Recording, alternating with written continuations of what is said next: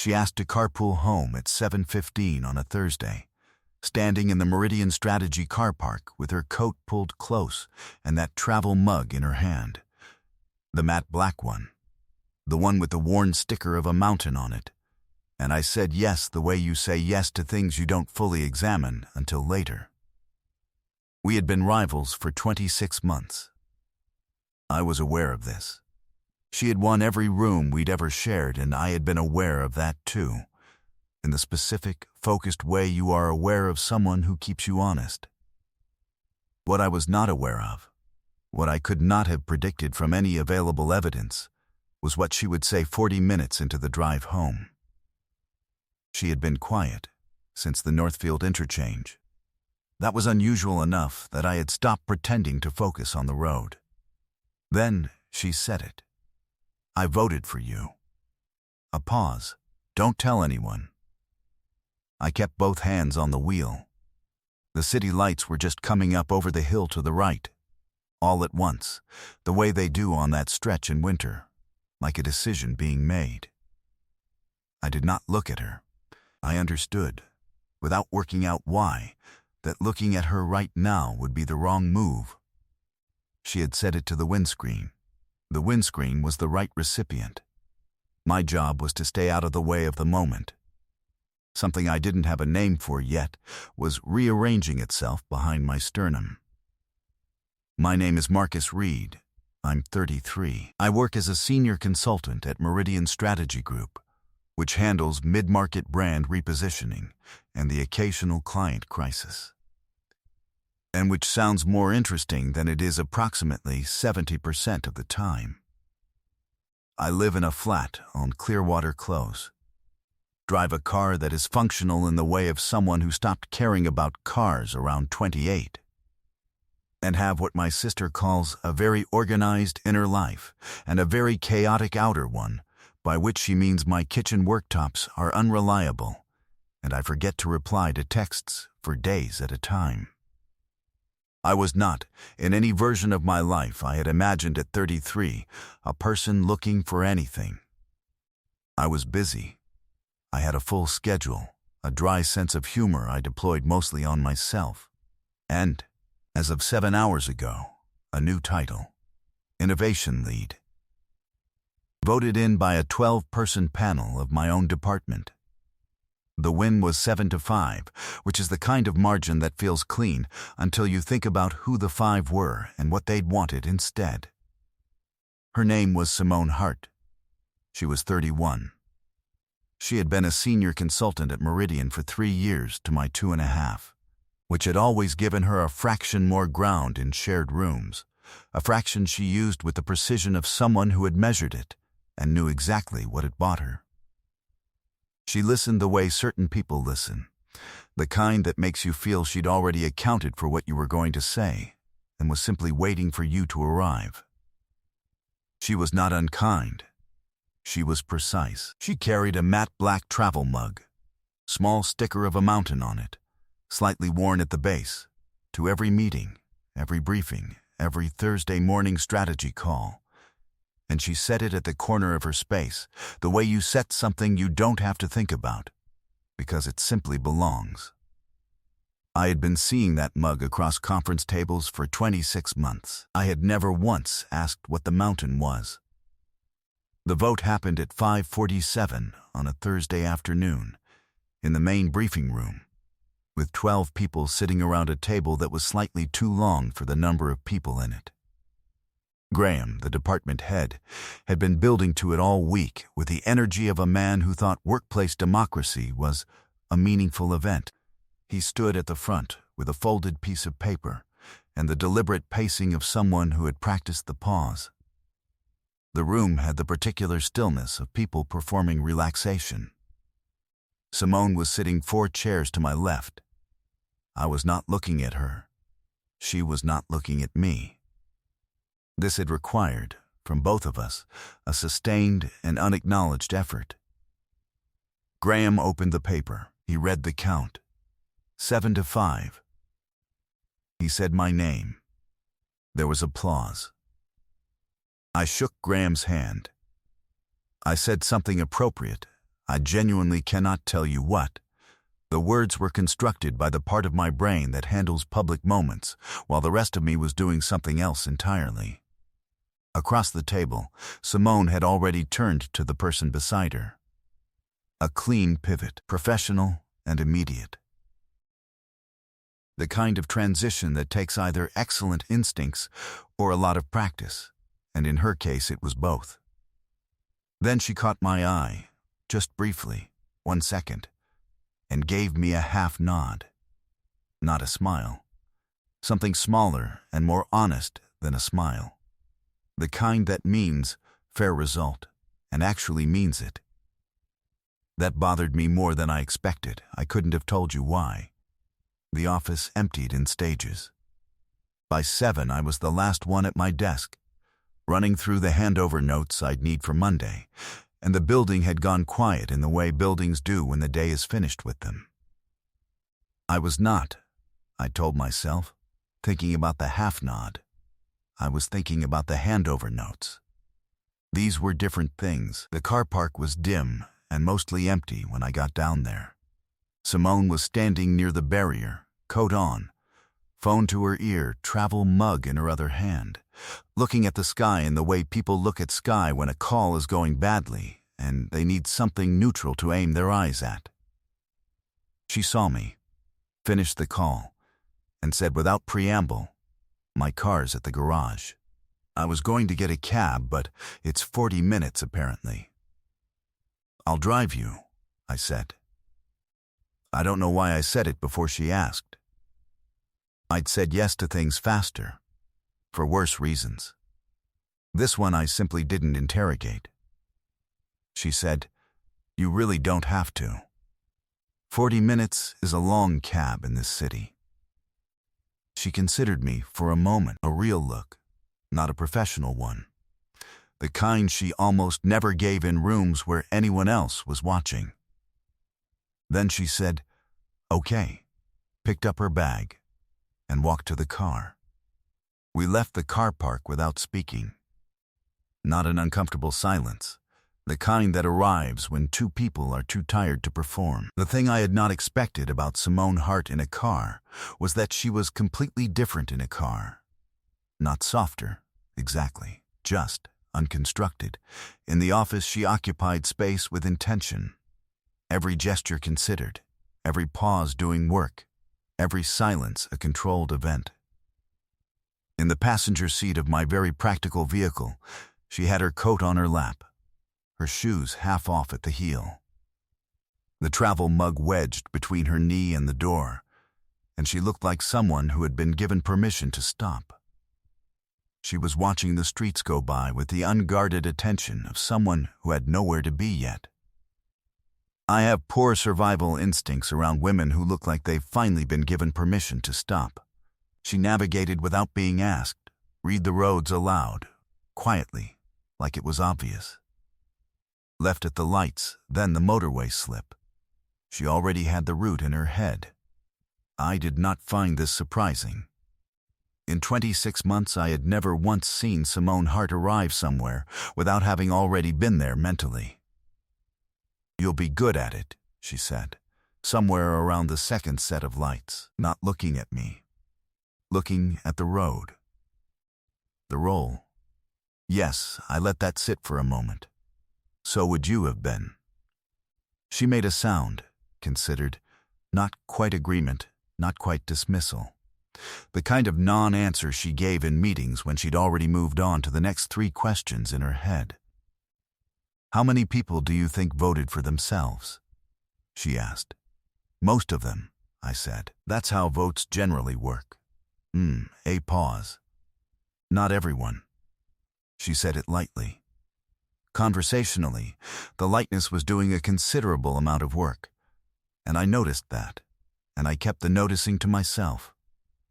I thought about the half nod across the briefing table, the clean pivot, the way she'd been talking to the person beside her by the time the applause stopped, which in retrospect was either very composed or very deliberate, and I was beginning to suspect it was both. We hit the Northfield interchange and the traffic thinned.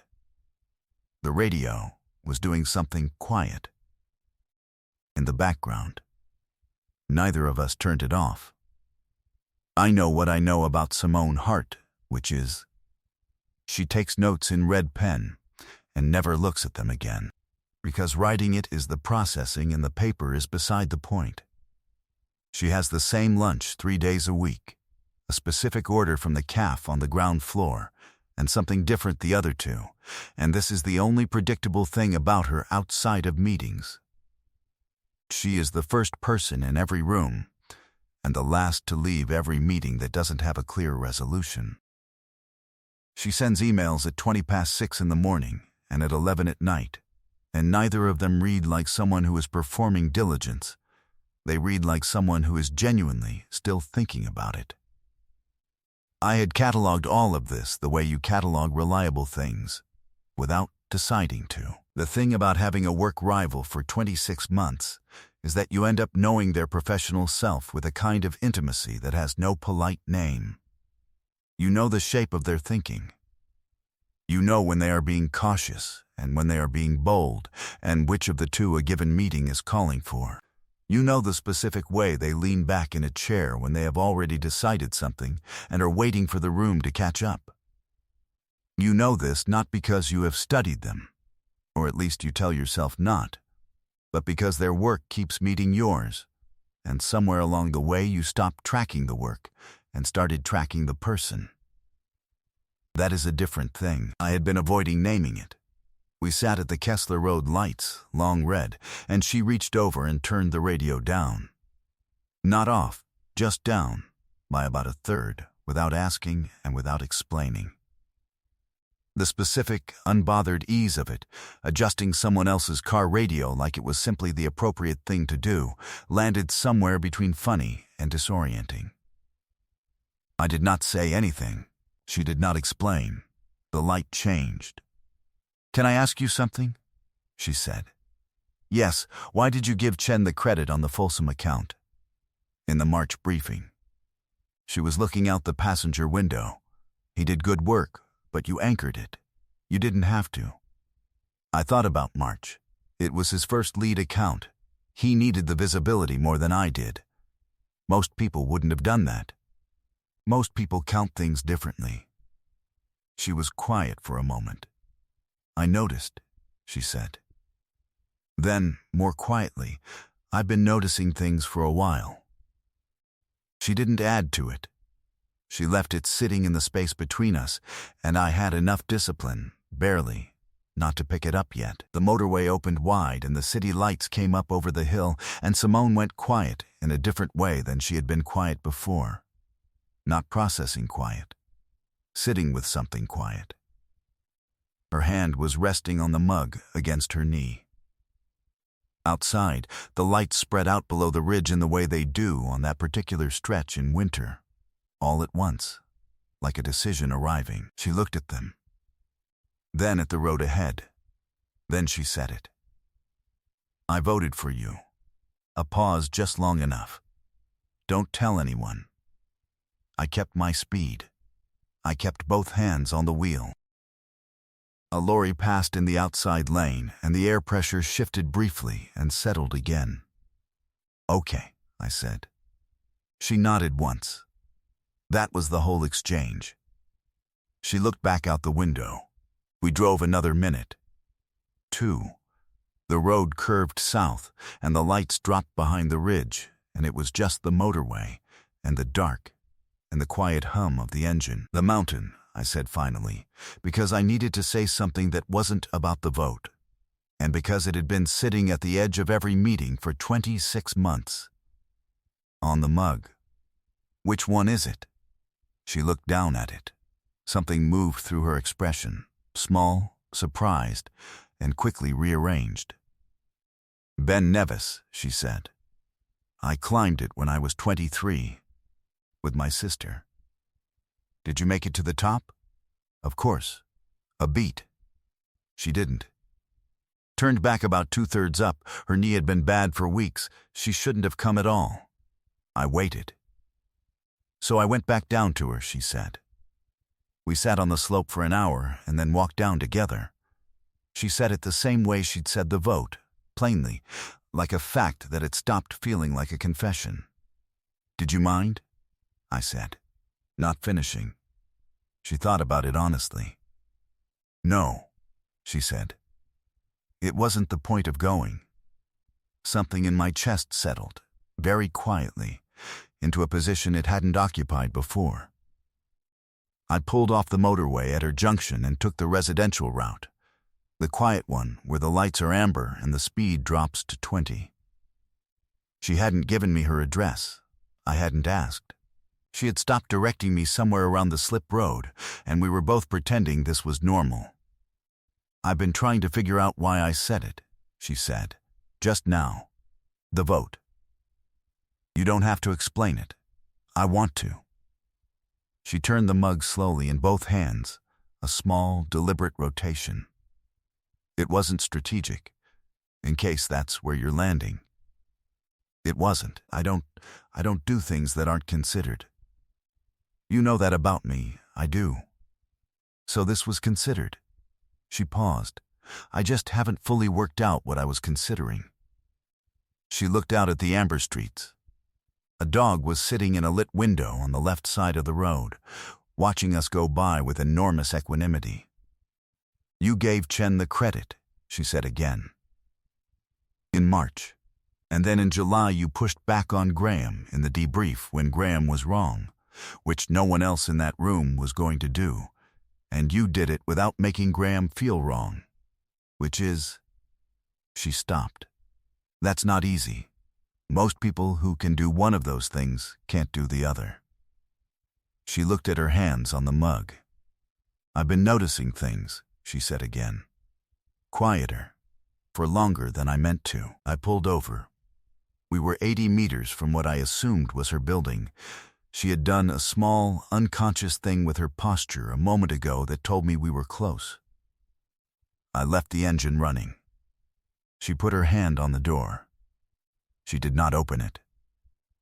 "You don't have to say anything about this," I said. "We can agree that the last 40 minutes happened and go to work on Monday, and neither of us has to name it." She looked at me. Not a professional look.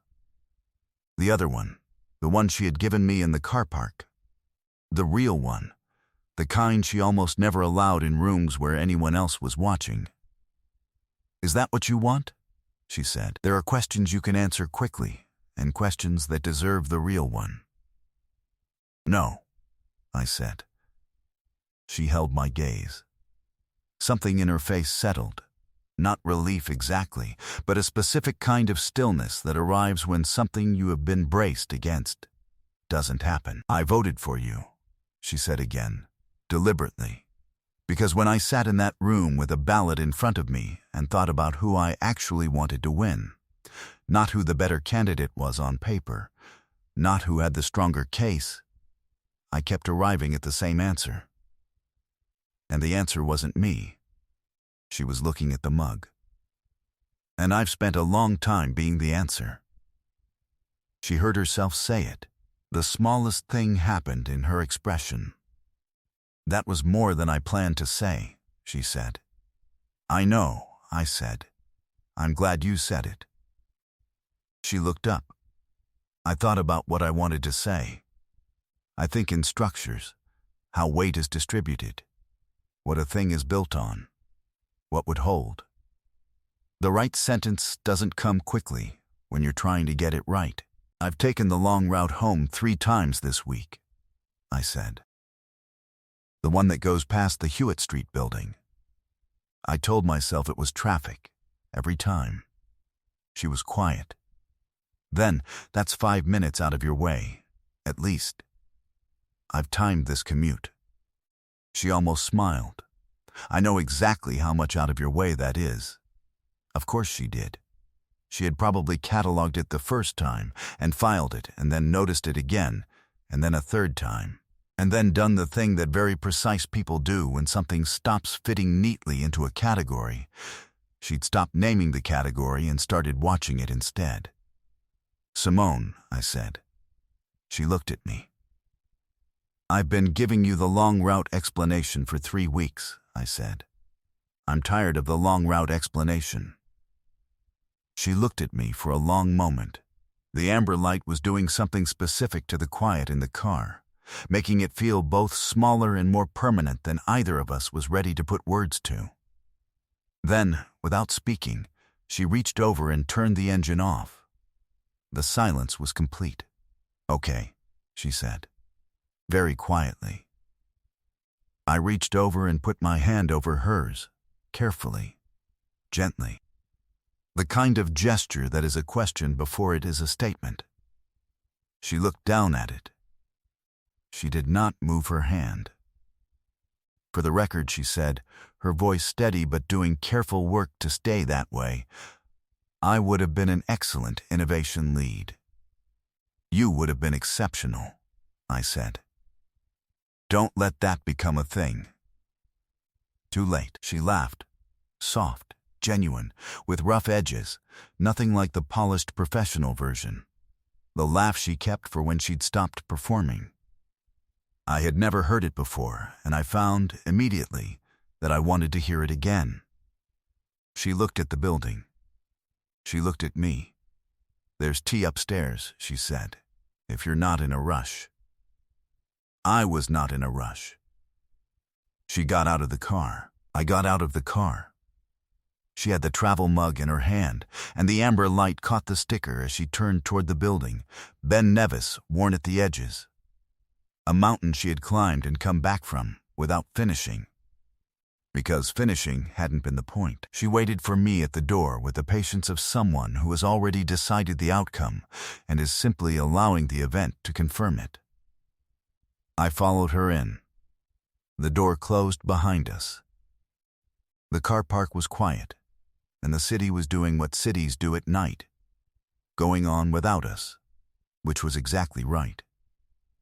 3 months later, the travel mug was on my kitchen worktop every weekday morning. Because Simone had what she called a superior commute strategy, and I had what she called adequate counter space. And somewhere in the intersection of those two facts she had started making the coffee. I didn't ask her to. She didn't announce it. It simply became the arrangement. The way good arrangements become themselves, without a meeting, without a document, without anyone declaring the terms. A year after that, she took lead on the Folsom account renewal. Graham had finally matched the right person to the right room, which took him 14 months longer than it should have, and which I told him at the debrief. Diplomatically, she built the pitch in 18 days. She walked into that room and owned it before she finished the first slide. I watched from 2 seats over and thought, yes, that is exactly what I knew she was. After, in the corridor, she caught my eye with the same half nod she'd given me across the briefing table the day of the vote. This time I understood exactly what it meant. Fair result. Earned. Exactly right. Years later, when people at the firm asked about us, and they did ask, because the industry is small and people notice, she told the story one way, and I told it another. Her version was the carpool. Mine started 6 months earlier in a March briefing, when she glanced at me across a table for just a moment after I gave Chen the credit, and something in her face did a small, private thing that she thought no one had seen. I had seen it. I had filed it somewhere I didn't have a category for and left it there, and it had stayed warm for 6 months, which should have told me something much sooner than it did. It wasn't new. It had probably always been pointed at the same place. We had simply been too busy competing to let it arrive.